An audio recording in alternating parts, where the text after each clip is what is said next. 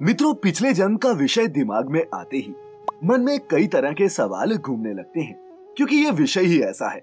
दुनिया में एक हिंदू धर्म ही ऐसा धर्म है जिसके धर्म शास्त्रों में इसकी व्याख्या काफी विस्तृत रूप में मिलती है।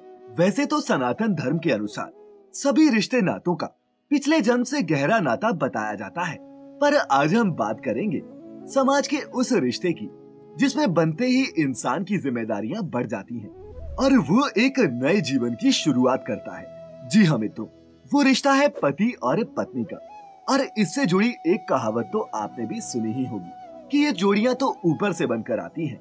तो आइए जानते हैं क्या सच में इस कहावत का सच्चाई से कुछ लेना देना है भी या नहीं। आज की इस खास वीडियो में नमस्कार और स्वागत है आपका द डिवाइन टेल्स पर एक बार फिर। मित्रों, पति पत्नी के प्रेम और पिछले जन्म के संबंध को समझने के लिए सबसे बड़ा उदाहरण भगवान शिव का लिया जा सकता है। हिंदू धर्म शास्त्रों के अनुसार शिव भगवान अपनी पत्नी सती से इतना ज्यादा प्रेम करते थे कि वह उनके बगैर एक क्षण भी नहीं रह सकते थे। उसी तरह माता सती भी अपने पति शिव के प्रति इतने प्रेम से भरी हुई थी कि वह अपने पिता के यज्ञ में उनका अपमान सहन नहीं कर पाई और माता सती ने आत्मदाह कर लिया। लेकिन ये प्रेम ही था जिसने सती को अगले जन्म में पुनः शिव जी से मिला दिया। वे पार्वती के रूप में जन्मी और उन्हें पुनः भगवान शिव को पति रूप में पाने का सौभाग्य प्राप्त हुआ। मित्रों, प्रारंभ की इस कथा से ऐसे साफ संकेत मिलते हैं कि पति और पत्नी में पिछले जन्म में भी आपस में कोई रिश्ता हो सकता है।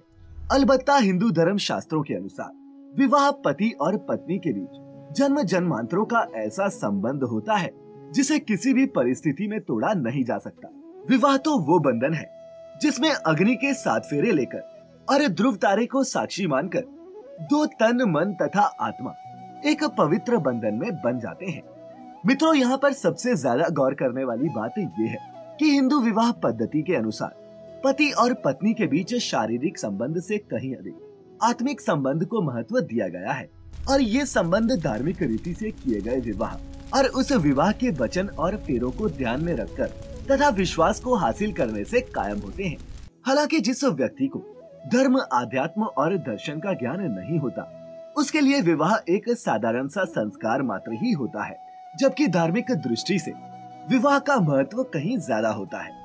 वैसे हिंदू धर्म में 8 प्रकार के विवाह बताए गए हैं, जिनमें से ब्रह्म विवाह को सबसे उत्तम माना गया है, क्योंकि ब्रह्म विवाह से संपन्न विवाह में प्रेम, विश्वास, समर्पण, अपनत्व, सम्मान और रिश्तों की अहमियत को समझा जाता है।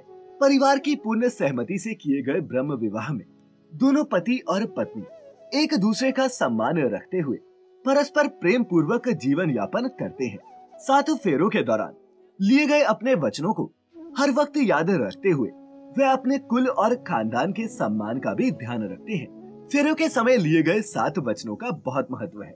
इन वचनों के माध्यम से दूल्हा और दुल्हन एक दूसरे को अपने कर्तव्यों और अधिकारों के बारे में बताते हैं, या यूं कहें जीवन में अपनी अहमियत को सुनिश्चित करते हैं। शादी के 7 वचनों में से 4 वचन लड़के के होते हैं तो 3 वचन लड़की लेती है। इसीलिए मित्रों, जब पति और पत्नी का चित्त एक दूसरे के लिए गति करता है और वे एक दूसरे के प्रति प्रेम, अनुराग और आसक्ति से भर जाते हैं, तब माना जाता है कि उनका इस जन्म में तो क्या, अगले जन्म में भी अलग होना संभव नहीं है। चित्त की वह गति उन्हें पुनः एक कर सकती है। जब एक स्त्री और पुरुष एक दूसरे से बेपनाह प्रेम करते हैं तो निश्चित ही ये प्रेम उन्हें अगले जन्म में पुनः किसी न किसी तरह से फिर एक कर देता है। ऐसा भी माना जाता है कि ये सभी प्रकृति पद्धति ही होता है। कहते हैं जैसी मति वैसी गति, जैसी गति वैसा जन्म, अर्थात मन में जैसे भाव होंगे परिणाम भी वैसा ही आएगा। इसीलिए जब 2 लोगों में इतना अटूट प्रेम और स्नेह हो जाता है तो वो हमेशा के लिए एक हो जाते हैं। आपकी पत्नी यदि आपके पिछले जन्म की साथी रही हो तो निश्चित ही आपके मन में उसके प्रति और उसके मन में आपके प्रति एक अलग ही तरह का प्रेम, गहरा लगाव और खूब सारा सम्मान होगा। और आपकी धर्म पत्नी भी आपसे उतना ही गहरा लगाव रखेगी। आपने भी गौर किया होगा कि कई बार पहली बार में देखने पर ही किसी स्त्री या पुरुष के प्रति अजीब सा प्रेम और आकर्षण पैदा हो जाता है, तो कई बार किसी को देखने पर उसके प्रति घृणा, इसका कारण भी हमारे धर्म ग्रंथों में बताया गया है, जिसके अनुसार हमारा चित्त और अंतकरण लाखों जन्मों की स्मृतियां संरक्षित होती हैं और वह हमें स्पष्ट तौर पर समझ में नहीं आती। लेकिन उस स्मृति के होने से ही हमें कभी कभी कोई व्यक्ति तो कभी कोई जगह जानी पहचानी सी लगती है, जबकि हम उस व्यक्ति से पहली बार मिले हों या फिर उस जगह पर हम पहली बार जीवन में आए हों। कई बार कुछ लोगों से हमारे संबंध इतने गहरे हो जाते हैं कि हम उसी के साथ जीवन गुजारना चाहते हैं, लेकिन फिर भी इसके बारे में आपका ये सोचना जरूरी है कि आपके मन में किसी व्यक्ति के प्रति आकर्षण आखिर क्यों उपजा। कहीं इसके पीछे आपके पुनर्जन्म का साथ तो नहीं। मित्रों, क्या आपको भी कभी किसी अनजान व्यक्ति से पहली ही मुलाकात के बाद ऐसा अनुभव हुआ है कि आपको लगा हो कि इसे तो मैं काफी पहले से जानता हूँ? असल में अवचेतन मन में हमारे अगले पिछले जन्मों की सभी स्मृतियां और संचित कर्म संचित रहते हैं। जब हम किसी ऐसे व्यक्ति से मिलते हैं जो हमारे पिछले जन्म का साथी था, तो हम उसके संपर्क में आते ही उसके चित्त से जुड़ जाते हैं, या फिर जब उसका और हमारा आवामंडल एक दूसरे से टकराता है तो कुछ अच्छी अनुभूति होती है और हम सहज ही एक दूसरे के प्रति समर्पण और प्रेमपूर्ण भाव से भर जाते हैं। हमारे मन में उस व्यक्ति के प्रति दया, प्रेम, करुणा और उससे बात करने के भाव उपजते हैं। यहाँ ध्यान ये रखना जरूरी है कि कौन से भाव आपके भीतर जन्म ले रहे हैं। हो सकता है कि महज शारीरिक सुंदरता के कारण ही ये आकर्षण हो, मगर अगर ये जुड़ाव लंबा चला और आगे चलकर एक नए रिश्ते में तब्दील हुआ तो पुनर्जन्म की संभावना से इनकार नहीं किया जा सकता। कई बार मित्रों, ऐसा भी देखा गया है कि दो बिल्कुल अलग अलग संस्कृतियों के लोगों में गहरे प्रेम के बाद विवाह हो जाता है और वह सफल भी रहता है।